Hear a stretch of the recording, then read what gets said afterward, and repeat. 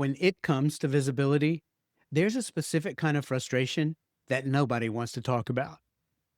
Well, you don't have to because today I am. And by the end of this talk, you'll understand exactly why you've been holding back. And you'll have something that you can use today to start to change that. It's not the frustration of not knowing what to do. We all know what to do.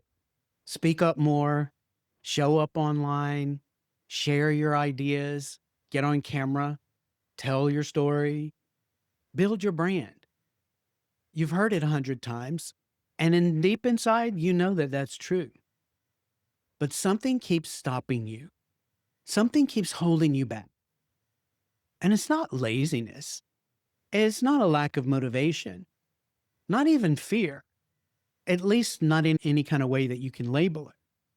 It's just a resistance, a pattern of only showing up halfway, of doing the work, but never really quite stepping forward, of being known for what you do, but somehow not being seen. Now, that gap between knowing what to do and actually doing it is what this talk is all about. And I want to offer you something that most visibility advice misses. The reason that you're not showing up the way that you want to isn't a strategy problem. It's an identity problem. And I know all about that. You see, I spent almost 20 years making myself invisible, not metaphorically, but literally. From 1999 to 2018, you're not going to find a single photo of me. I went to extraordinary lengths to make sure cameras never caught my face. And then social media became a thing. Cell phones turned into cameras. It seemed like everything in life now required being in pictures, but I couldn't even take a selfie. But what's really interesting about this is that I wasn't hiding in a corner somewhere. I was building things, doing real work, creating real results. I spent years as a high-end interior designer, and two of my projects were featured in Architectural Digest. And if you know that world, you know what that means. It's the pinnacle of recognition in that industry. But when the photographer showed up, I didn't. I made sure I was somewhere else. I redirected them to my work, just not to me. And then I moved back into corporate life. I joined West Elm, working out of the corporate offices in Brooklyn, and I built something big there. A nationwide installation services program, 70 plus installers across the country. I hired them and I trained all of them. I trained store associates on how to promote that business. I did in-store presentations to customers. I was, in every practical sense, the face of that program. And the company wanted to make it official. Print, digital, in-store displays across the country. Meet your handyman, Michael. They were ready to spend tens of thousands of dollars putting my face in front of customers nationwide. But I said, no way. I redirected them to the installers. At least 6 of them appeared in those materials over time. And 2 of them actually took that visibility to become well known in their market, where they eventually built their own businesses. The platform that the company built for me, I handed it to somebody else. Now, here's what I told myself at that time. I told myself it was humility, that I was a generous leader, that I was too important to be called a handyman, that my work should speak for itself. And I believed it completely. What I didn't know, what I couldn't see, was that those weren't even choices. They were a pattern. And something underneath was making those decisions long before I consciously knew what was happening. I was, as I came to understand later, a ghost in my own life. Fully present, doing the work, but somehow absent. And here's what I eventually discovered. And this is the part that I want you to see. The thing that I kept trying to fix, the camera avoidance, the redirecting, that never quite really stepping forward wasn't the problem. It was actually a solution. My unconscious mind had found a very efficient way to protect me from something that it considered dangerous. That visibility, being seen, being known, being recognized wasn't safe. And your unconscious mind will always prioritize safety over success. Not because visibility is dangerous, but because somewhere early in my life, a much younger version of me had decided something, made a decision, and filed it away as truth. And for me, that decision was that I was alone, that no one would protect me. If I stayed invisible, I would stay safe. Now, that decision was made way before I was old enough to question it, before I had any context for it. And by the time I was building programs for West Elm and running from photographs and architectural digest, that old conclusion was still running quietly in the background, driving the decisions that I thought I was making consciously. Now, to illustrate this, I want you to think back to the first time you learned to drive a car. Remember how much attention it took? How much pressure to put on the brake pedal so you didn't slam through the windshield? How much to give it gas so that you didn't jerk the car forward? How far to turn the wheels so it made the right turn to where you wanted to go? You had to really concentrate because you were learning something new. Now think about the last time you went to the grocery store. Do you remember every turn signal, every stoplight, every adjustment of the wheel? Probably not. You might have even been adjusting the dial on the radio, talking on the telephone. Not because you weren't paying attention, but because it didn't require conscious thought anymore. You got there and you got home safely because the identity of the driver was already formed and it knew how to keep you safe. That part of you that knows how to run the system without asking for your conscious input. And this is how most of life operates. Not because you're unaware, not because you're checked out, because the identity is designed to handle things automatically, and it's designed to handle them to keep you safe. And this just doesn't happen in driving. It's in your relationships, your career, the way you respond under pressure, the way you handle visibility. So when something in your life keeps repeating, when you see the pattern, but you keep getting pulled in that direction, the real question isn't, why can't I change? It's this. When your decisions are being made, who's actually driving? Because here's what I know after living this for myself and working through it with others. Most people think they're driving. They believe they're making the conscious choices about when to show up, when to speak up, and when to step forward. But there's an older identity, one formed long before they had any say-so in it, one created to keep you safe, sitting in that driver's seat, running the system, making the calls. And you've been in the back seat the whole time, giving out instructions that didn't quite ever land. That identity isn't you. It's a conclusion made by a younger version of you that needed to survive something. And it's been driving ever since. Think of it like this. Imagine a stone being thrown into a still pond. The moment it hits the water, ripples move out in every direction. Fast, automatic, unstoppable. That's what happens in your body when a trigger fires. Something external happens, an opportunity to be visible, an invitation to step forward, a camera pointed in your direction. And before your conscious mind even has registered what's happening, your nervous system has already responded. Maybe your body tightens, your heart drops, Your brain starts generating reasons why now isn't the right time.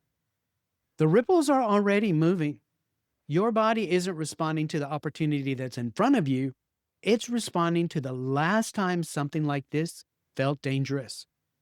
It's responding to a conclusion made years ago, maybe even decades ago, by a version of you that learned something to survive. That's not a mindset problem. That's not even a confidence problem.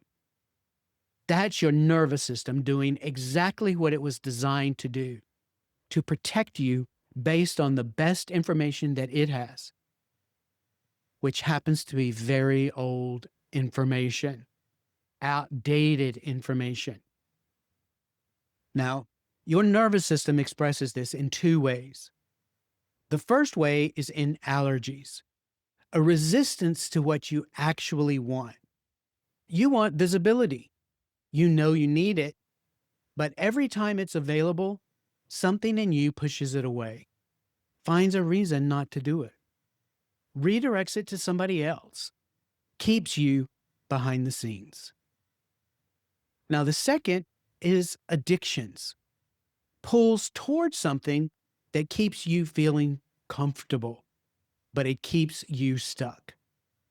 Staying in the learning phase, perfecting something before you share it, being busy with everything except the one thing that's going to move you forward. Now, neither one of these is a character flaw. They're your body's survival wiring, doing its job based on an old identity that doesn't realize the threat is already gone. So, what changes this? Well, certainly not mindset alone. I tried that. You can affirm, visualize, journal, read every book, take every course, and your body will still override it every time because the body isn't stored in your thoughts. You may use a lot of willpower and force yourself to do it, but eventually you'll burn out.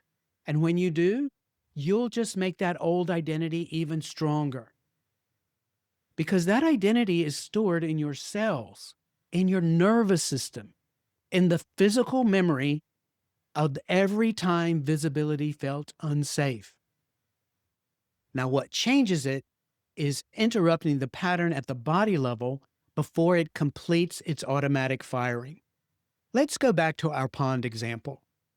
Imagine throwing a handful of smaller stones into that same pond, right onto the path of the ripples from the original trigger. The interference pattern breaks up the wave. The signal now gets confused. And in that moment of confusion, there's a gap. And in that gap, there's a choice. That's when it becomes possible for you to work at the body level instead of just the mind level. Not forcing yourself through confidence, not forcing yourself in front of the camera, but neutralizing the charge. So the old pattern now loses its grip. I worked with a client who was a professional. He was very capable, very self aware, and very successful. But in order to grow, he knew that he had to show up on video. And he'd known it for 2 years.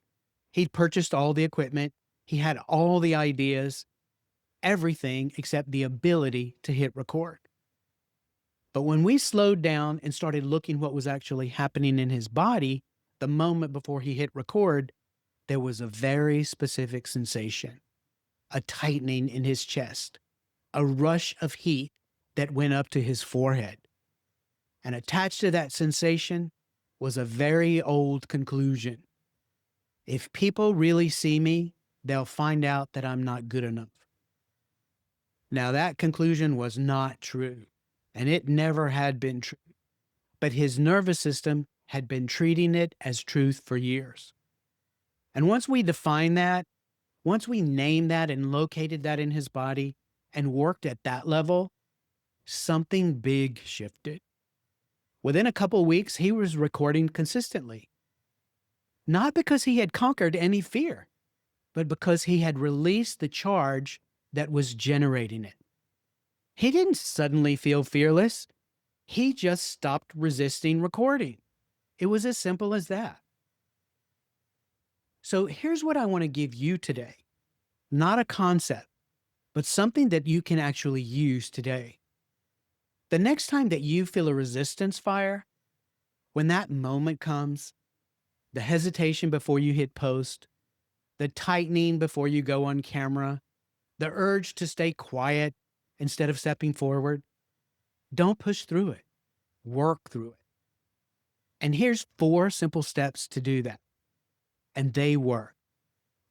Step 1 is to notice, catch the physical sensation in the wake of the trigger before the story starts. Most people think the thought comes first, but it doesn't. The body fires first. What you're feeling isn't anxiety, it's information. Your breath shortens, your chest tightens, maybe your heart drops, whatever it is for you. That feeling is a signal. Learn to recognize that as data, not noise. Now, step 2 is to locate it. Find it in the body. Make it real and physical. Not a thought, not a label.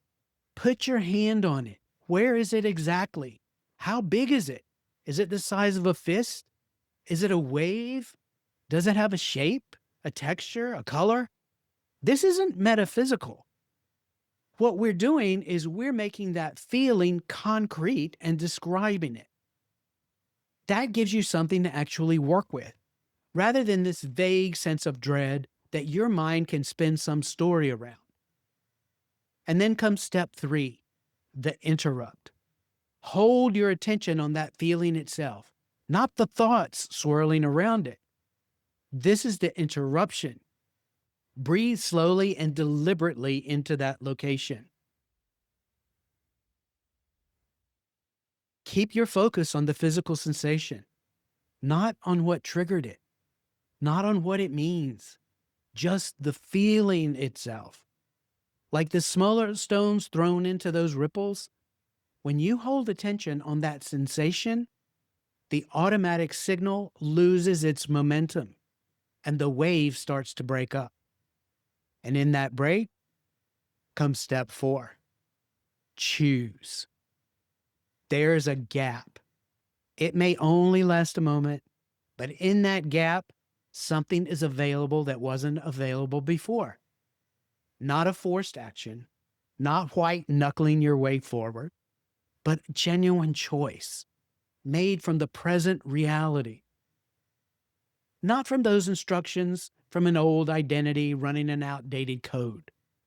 This is where your power is, not pushing harder. In that gap, when that sequence becomes familiar, when you can move through it in real time, something shifts in a way that starts to feel very natural. First, your identity starts to shift. The old pattern starts to feel separate from you. It loses its control in the moment, and you see it for what it actually is. And second comes visibility. Showing up starts to feel different, not performed, not forced. The mask comes off, not because you pushed it off, but because you no longer need it for protection. And third comes connection. Real visibility allows for real connection. Not just followers, not reach, but actual resonance. People are finally encountering the real version of you, not that carefully managed one. And finally, fourth, legacy. The cumulative effect of you showing up as yourself consistently over time. Not what you leave behind, but what you're building right now.